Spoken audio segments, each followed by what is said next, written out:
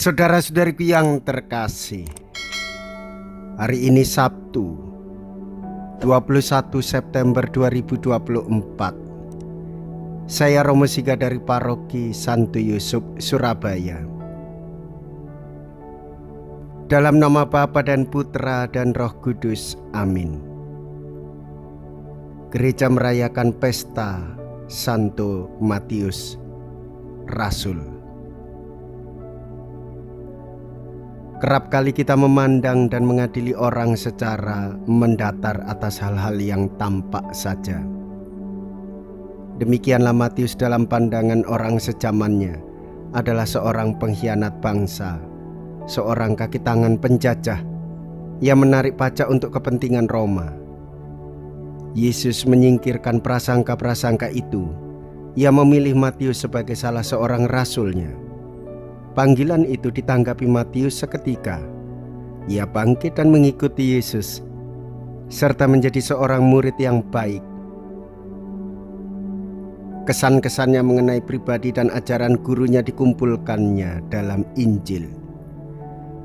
Ia mau memperlihatkan bahwa nubuat-nubuat perjanjian lama telah terlaksana pada diri Yesus. Berdirilah Matius, lalu mengikuti Yesus. Mea culpa, mea culpa, mea maxima culpa. Marilah kita berdoa. Allah Bapa yang Maha Murah, kerahiman-Mu tiada taranya. Santo Matius pegawai pajak telah Kau pilih menjadi rasul dan kelak juga pengarang Injil-Mu.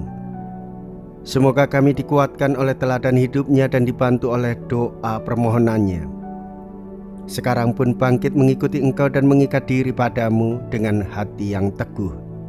Dengan pengantaraan Yesus Kristus Putra-Mu Tuhan kami, yang hidup dan berkuasa bersama dengan Dikau dalam persatuan Roh Kudus, Allah sepanjang segala masa. Amin.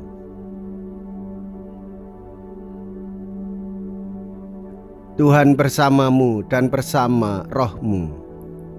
Inilah Injil suci menurut Matius. Dimuliakanlah Tuhan. Matius bab 9 ayat 9 sampai dengan ayat 13. Pada suatu hari, Yesus melihat seorang yang bernama Matius duduk di rumah cukai. Yesus berkata kepadanya, "Ikutlah aku." Maka berdirilah Matius lalu mengikuti dia. Kemudian ketika Yesus makan di rumah Matius, datanglah banyak pemungut cukai dan orang berdosa makan bersama-sama dengan dia dan murid-muridnya.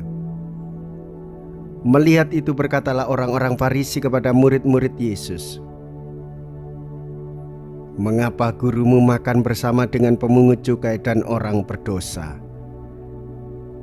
Yesus mendengarnya dan berkata, "Bukan orang sehat yang memerlukan tabib, melainkan orang sakit. Maka pergilah dan pelajarilah arti firman ini. Yang kukehendaki ialah belas kasihan dan bukan persembahan, karena aku datang bukan untuk memanggil orang benar, melainkan orang berdosa." Demikianlah sabda Tuhan. Terpujilah Kristus.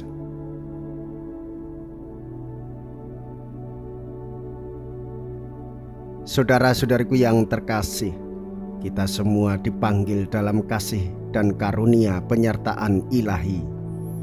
Ikut ambil bagian untuk mengasihi sesama sebagai perwujudan cinta kasih Allah. Yesus Kristus mengasihi kita ketika kita masih lemah dan berdosa. Oleh sebab itu kita menjadi kuat. Kita tak perlu ragu, kita tak perlu cemas. Demikian pula kita tidak perlu bimbang. Kita berada dalam kasih Tuhan, sehingga kita mendapatkan banyak berkat.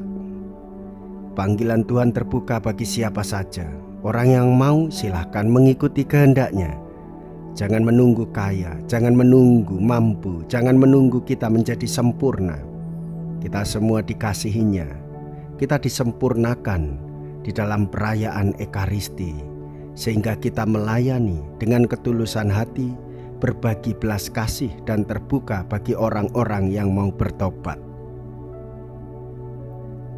Jikalau kita berani hidup menderita dalam Yesus, maka kita pun akan dipermuliakan di dalam Kristus. Terpujilah nama Yesus, Bunda Maria dan Santo Yosef untuk selama-lamanya. Marilah kita berdoa. Allah Bapa sumber sukacita kami, Santo Matius amat bergembira menerima Yesus Putramu sebagai tamu di rumahnya. Kini kami Kau jamu dan Engkau berada di tengah kami. Kami bersyukur kepadamu karena Putramu datang bukan untuk memanggil orang saleh, melainkan orang berdosa supaya selamat.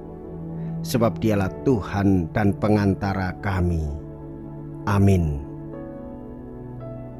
Tuhan beserta kita sekarang dan selama-lamanya. Semoga Allah yang Maha Kuasa memberkati saudara sekalian, Bapa dan Putra dan Roh Kudus. Amin. Saudara-saudariku yang terkasih, pergilah, ibadah sabda sudah selesai. Syukur kepada Allah.